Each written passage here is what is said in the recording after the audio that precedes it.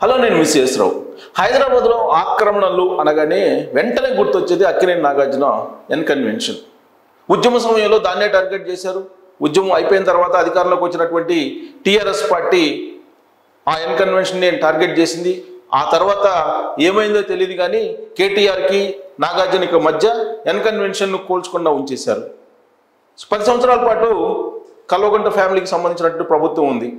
ఇప్పుడు కాంగ్రెస్ ప్రభుత్వం వచ్చింది, వెంటనే ఎన్ కన్వెన్షన్ మీద టార్గెట్ చేశారు.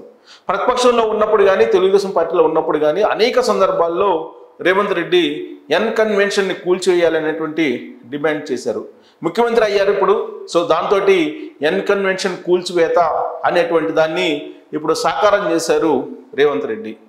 హైదరాబాద్లో ఆక్రమణలన్నీ ఇక కూల్చేసినట్టేనా? హైడ్రా ఎన్ కన్వెన్షన్ కూల్చినంత మాత్రాన హైదరాబాద్లో ఉండేటువంటి ఆక్రమణలన్నింటినీ కూడా కూల్చివేసినట్టు భావించాలా?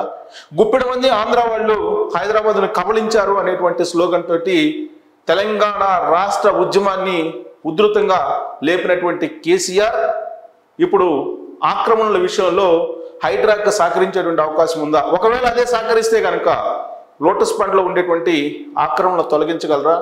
లేదా జన్వాడలో ఉండేటువంటి ఫామ్ హౌస్ని కేటీఆర్ది కోల్చగలరా అని అంటే రాబోయేటువంటి రోజుల్లో ఒకవేళ కనుక హైదరాబాద్లో ఉండేటువంటి ఆక్రమణలను పూర్తి స్థాయిలో కోల్చకుండా ఉంటే కనుక డెఫినెట్గా రేవంత్ రెడ్డి తెలంగాణ సమాజంలో ఒక విలన్గా మిగిలిపోయేటువంటి అవకాశం ఉంది. లేదు, ఎన్ కన్వెన్షన్ మాదిరిగా హైదరాబాద్లో ఉండేటువంటి ఆక్రమణలన్నింటినీ కనుక తొలగించగలిగితే హీరోగా తెలంగాణ సమాజం ఆయన్ని గుర్తించేటువంటి అవకాశం ఉంది. సో ఎన్ కన్వెన్షన్ కూల్చివేత కార్యక్రమం కొనసాగింది. ఒక హైడ్రామా నడుమ, ఉద్రిక్త పరిస్థితుల నడుమ ఎన్ కన్వెన్షన్ని హైడ్రా కూల్చివేసింది. ఆ సందర్భంగా నాగార్జున రెస్పాండ్ అయ్యారు. మొట్టమొదట రియాక్షన్ అయింది. ఆయన ఏం రియాక్ట్ అయ్యారు అనేది ఆయన ఎక్స్ ఖాతాలో మొత్తం పొందుపరిచారు.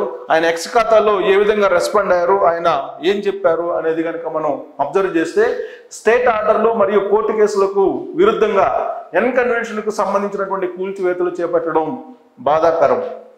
మా ప్రతిష్టను కాపాడడం కోసం, కొన్ని వాస్తవాలను తెలియజేయడం కోసం మరియు చట్టాన్ని ఉల్లంఘించేలా మేము ఎటువంటి చర్యలు చేపట్టలేదని తెలుపుట కొరకు ఈ ప్రకటనను జారీ చేయడం సరైనదని నేను భావించాను. ఆ భూమి పట్టా భూమి, ఒక్క అంగుళం ట్యాంక్ ప్లాన్ కూడా ఆక్రమణకు గురి కాలేదు. ప్రైవేటు స్థలంలో నిర్మించినటువంటి భవనం అది. కూల్చివేత కోసం గతంలో ఇచ్చిన అక్రమ నోటీసుపై స్టే కూడా మంజూరు చేయబడింది. స్పష్టంగా చెప్పాలంటే కూల్చివేత తప్పుడు సమాచారంతో లేదా చట్ట విరుద్ధంగా జరిగింది అనేది నాగార్జున చెప్తూ ఉన్నారు. ఈరోజు ఉదయం కూల్చివేతకు ముందు మాకు ఎలాంటి నోటీసు జారీ చేయలేదు. కేసు కోర్టులో ఉన్నప్పుడు ఇలా చేయడం సరికాదు. చట్టాన్ని గౌరవించే పౌరుడిగా కోర్టు నాకు వ్యతిరేకంగా తీర్పునిస్తే కూల్చివేత నేనే నిర్వహించి ఉండేవాడిని అని నాగార్జున తన సుదీర్ఘమైనటువంటి ట్వీట్లో పొందుపరిచారు. తాజా పరిణామాల వల్ల మేము ఆక్రమణలు చేశామని, తప్పుడు నిర్మాణాలు చేపట్టామని ప్రజలకు తప్పుడు సంకేతాలు వెళ్ళే అవకాశం ఉంది. ఆ అభిప్రాయాన్ని పోగొట్టాలనేదే మా ప్రధాన ఉద్దేశం. అధికారులు చేసిన ఈ చట్ట విరుద్ధ చర్యలకు వ్యతిరేకంగా మేము న్యాయస్థానాన్ని ఆశ్రయిస్తాం. అక్కడ మాకు న్యాయం జరుగుతుందని ఆశిస్తున్నాను. అక్కినేని నాగార్జున. ఇది ఆయన చేసినటువంటి ట్వీట్ యొక్క సారాంశం. దాంట్లో నిజంగా కూడా దాని మీద కోర్టు స్టే ఉంది. చాలా కాలంగా కోర్టు స్టేలోనే ఎన్ కన్వెన్షన్ కొనసాగుతూ ఉంది. స్టే ఆర్డర్లు ఉన్నాయి.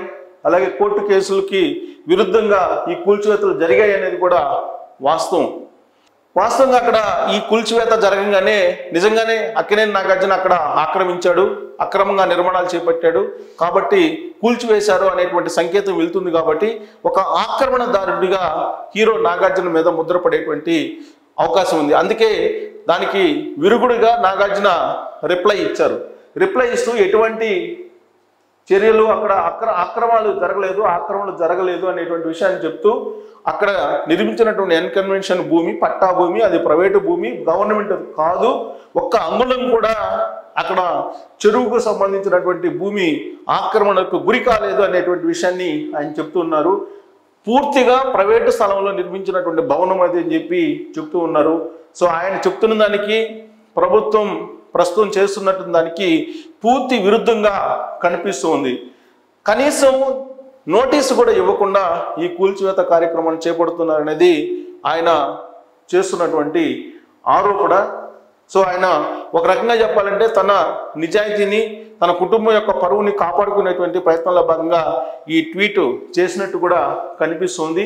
ప్లస్ కోర్టు నోటీసులు, స్టే ఆర్డర్లు ఉండడం కూడా నిజమే. ఎందుకంటే ఇప్పటికిప్పుడు ఈ ఎన్కన్వెన్షన్ అక్రమ వ్యవహారం లేదా ఆక్రమణల వ్యవహారం తెర మీదకి రాలేదు.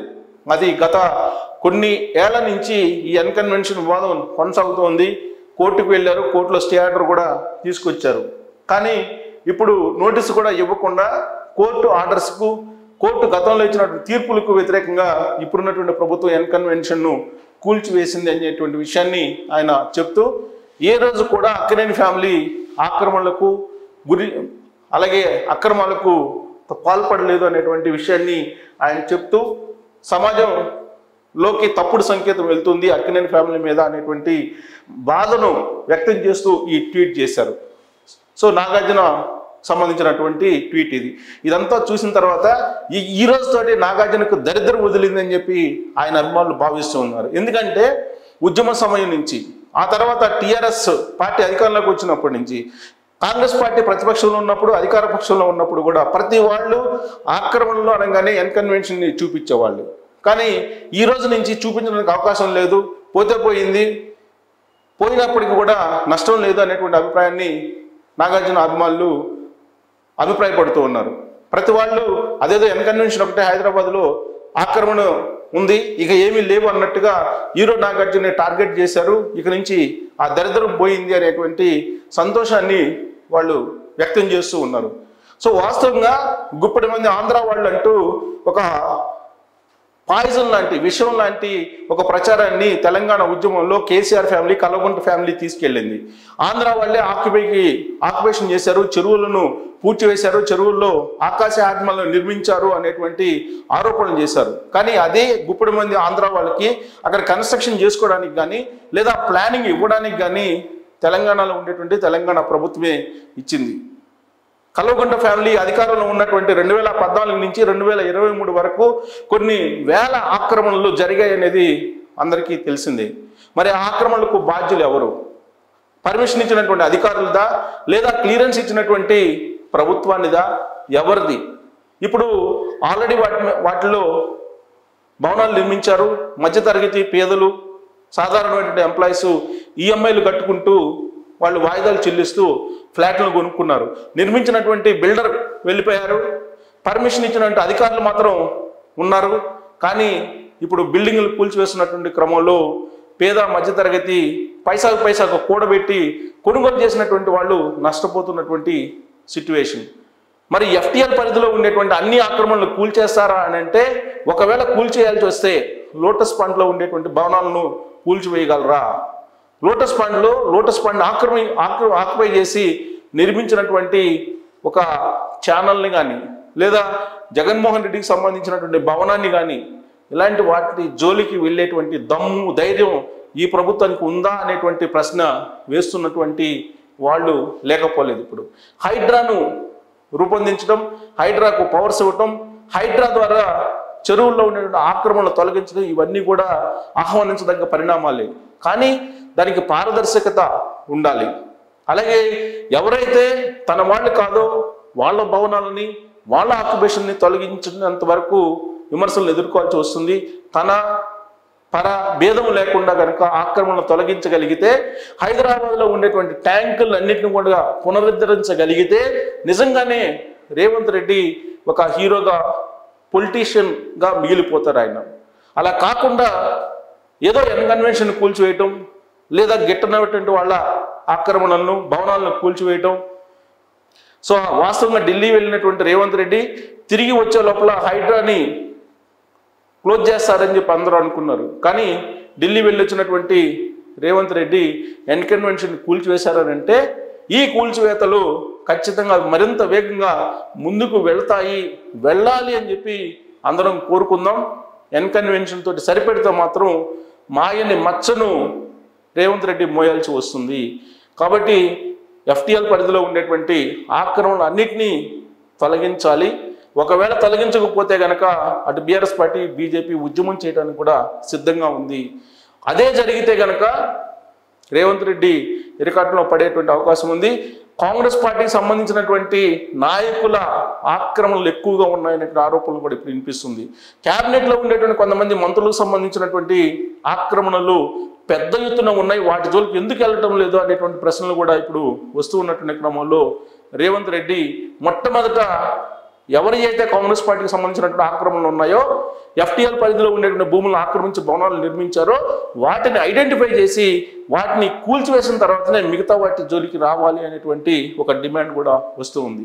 ఇప్పుడు కేవలం కేటీఆర్ ఫామ్ హౌస్ని కూల్చివేయటానికే ఈ ఎన్ కన్వెన్షన్ కూల్చేశారా?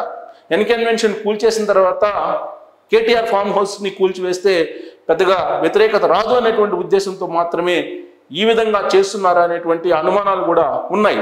వీటన్నిటికీ సమాధానం చెప్పాల్సినటువంటి బాధ్యత ముఖ్యమంత్రిగా రేవంత్ రెడ్డి మీద ఉంది, కాంగ్రెస్ పార్టీ ప్రభుత్వం మీద కూడా ఉంది. సో హైదరాబాద్లో ఉండేటువంటి ఆక్రమణలు అన్నింటినీ కనుక తొలగించగలిగితే రేవంత్ రెడ్డికి పూర్తి మద్దతు ఉంటుంది.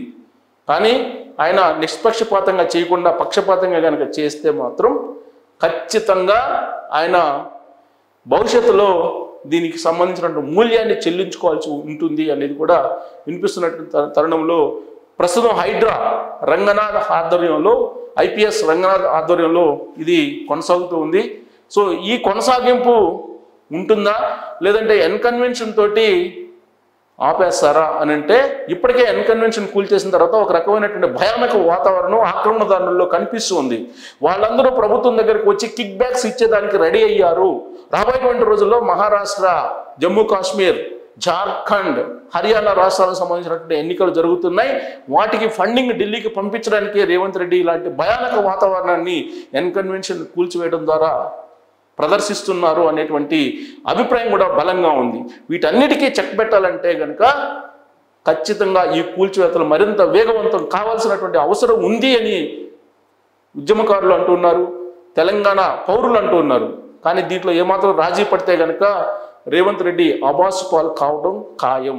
సో ఇదంతా చూసిన తర్వాత ఈ ఆక్రమణల వ్యవహారం, ఈ కూల్చివేతల వ్యవహారం హైడ్రా ముందుకు సాగిస్తుందా, లేదంటే కిక్ బ్యాక్స్ చేతికి వచ్చిన తర్వాత ఆగిపోతుందా అనే దాని మీద మీరు మీ అభిప్రాయాలు తెలియజేయచ్చు. Thank you very much.